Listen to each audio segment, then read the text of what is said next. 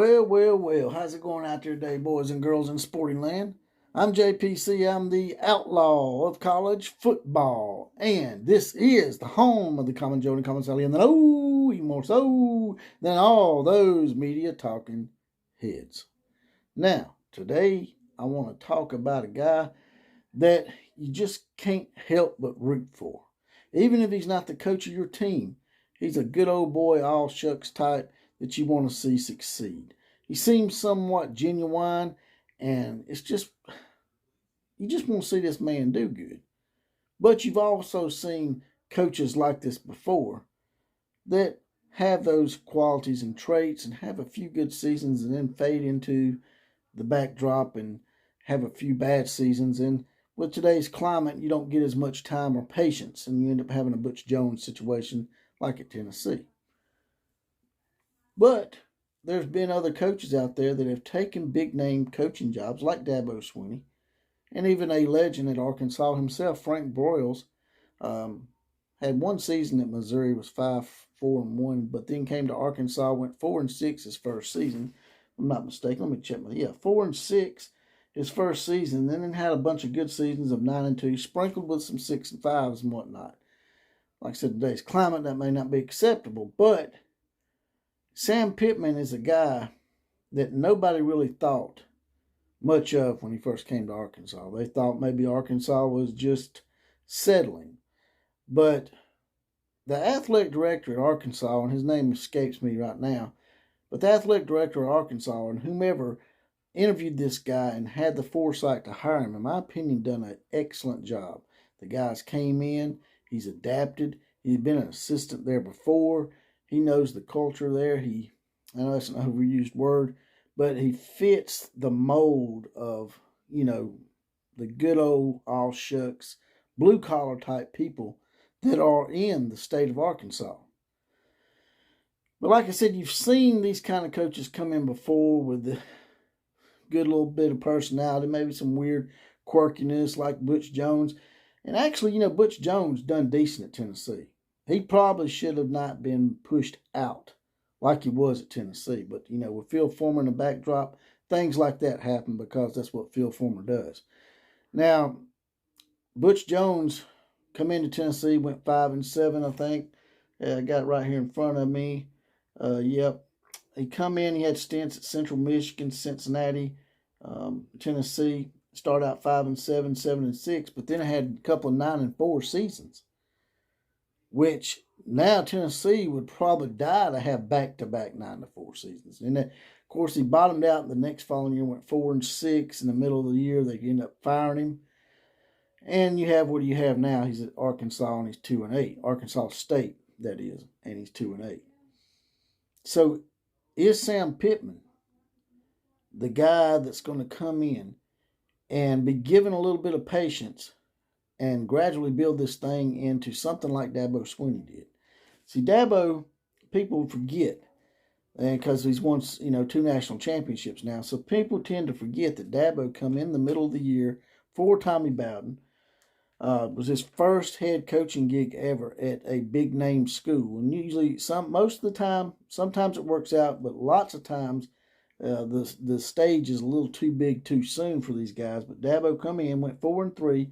Next year went 9-5, 6-7, and then he started going 11-2 and on into the national championship picture after that, because the Clemson people were lucky enough and smart enough to be patient and see that this guy had the potential to not only build this Clemson program back into a regular bowl team and a playoff contender, but eventually into a national championship winning program. The Clemson thing should be a lesson to everybody in that, at first they're going to start off somewhat average, have a decent 9-5, 6-7 type year.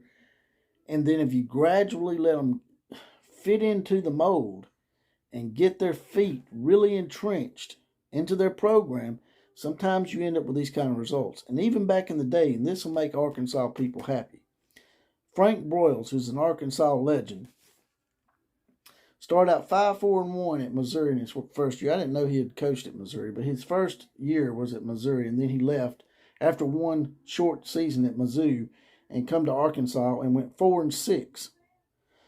Then he went 9-2 a few times. Had some 10-win seasons. I think he won a national championship at Arkansas in the 60s. I think it was a UPI/coaches championship. Then he had a few 6-5 seasons sprinkled in, but he would always bring that program back up to 9 and 10-win seasons and contending for conference and national championships. Won numerous Southwest Conference championships back in the day. That was a pretty tough conference. Plus, they were only team outside of Texas, so they really had to bow up, and it was a tough job. And Frank Broyles did a great job. But the way he started off at 5-4-1 at Missouri, 4-6, and then gradually moved up into the 8-4, 9-2 range, reminds you a lot of Sam Pittman, as does the Dabo Swinney situation. But then again, you look at Butch Jones and another guy, Ray Goff, who went to Georgia and followed a legend. That was probably Ray Goff's undoing. It's not as similar with Sam Pittman, but it went 6-6, 4-7. Then he built into 9-3 and 10-2, which sort of sounds like Sam Pittman.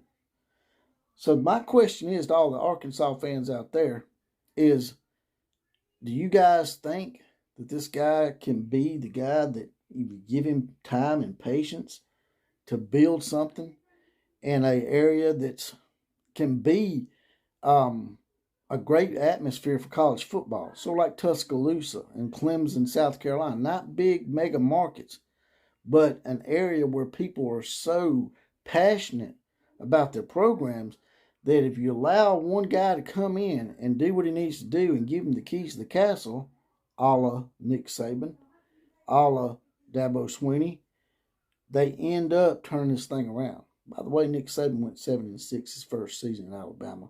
Followed that with a 10-win season. So Nick Saban didn't set it on fire at first either. In today's climate, that's the problem, is people just get too knee-jerked and decide to fire people before giving them that patience and time to work things out. Who knows, Butch Jones might have ended up being a success at Tennessee if they'd just been patient and not had Phil Fulmer dabbling around in the backdrop, sticking knives and trying to pull puppet strings on people. But after I look at it and the way I feel about it and the way I've seen Sam Pittman approach things and the way he talks and speaks, I think he's very genuine. And you get these coaches that come in, they're like, oh, this guy is like, he understands the area. He's from here. He understands the culture, like Ed Orgeron. And then you find out these guys aren't really genuine. Yeah, they're from the area and they say some funny shit, but they really are not as genuine as they make out to be. I think Sam Pittman is the furthest thing from Ed Orgeron. Like I said, I could be wrong. I've been wrong before. It could, in the future, down the road, Sam Pittman might have some skeletons that end up coming out, but I doubt it. To me, he doesn't come across as being flaky like Butch Jones was when he's talking to his dead father in certain parts of the stadium. He doesn't come across as that. He comes across as a guy that's genuine, and if you give him time and you give him patience and you show him loyalty, he's going to show you loyalty. And I think that if they let Sam Pittman get entrenched, be patient, let the guy have some 6-6, 7-4, or 7-5 seasons, moving on up to 9-4, 10-3.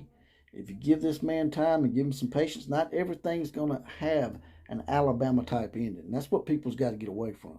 Stop worrying about what Alabama and Ohio State's doing and worry about your program and building your own tradition and your own coaching legend, maybe. I think if you give this guy time, he could end up being just like Dabo Swinney and have Arkansas not only contending for SEC titles and winning them, but he could also probably contend for playoff spots and championships, especially if they go to 12 teams. And that's my take on it. I think Sam Pittman is the man. I think if you give him time, he will be the answer at Arkansas. You guys and gals, tell me what you think. Like, share, comment, and what? Subscribe. That's right, the big four. And last one's the biggest. Subscribe to this channel. And, as always, KMCA to all the other teams.